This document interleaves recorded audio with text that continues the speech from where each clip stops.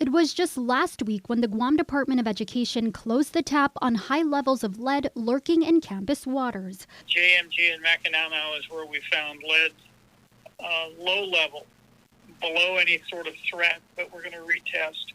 Guam DOE Superintendent Dr. Kenneth Swanson previously confirming with KUAM the initial testing by the Environmental Protection Agency did detect trace amounts of lead below EPA limits in the waters of Juan Guerrero and Mackinac elementary schools.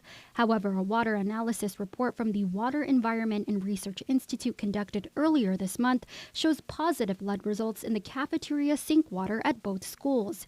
GMG and Mackinac at 22.7 and 20.6 respectively, exceeding EPA's action level of 15 parts per billion.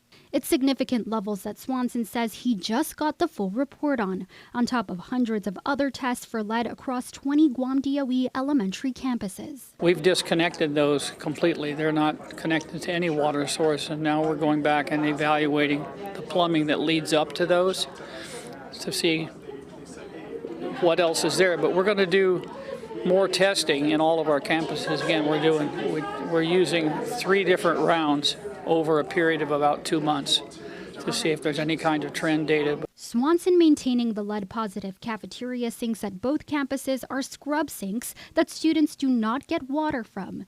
The GDOE superintendent maintains the cause may be from copper plumbing.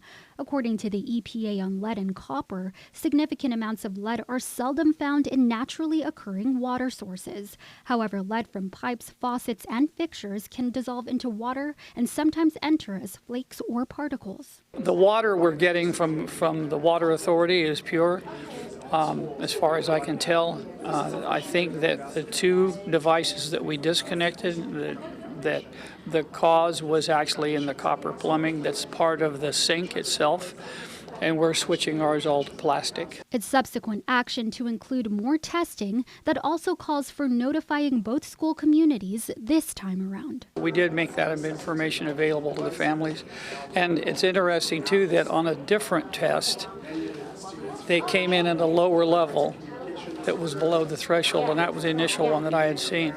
So that's why we're going back and retesting yet again. Swanson contends all water fountains and bottle refill stations have been tested and are safe, adding trace amounts listed in the recent WERI report are less than 1 point. Meantime, he says hundreds of tests for lead were done across 20 Guam DOE schools, as Guam DOE plans to have WERI reconduct those tests. Still no word yet on when this will be underway.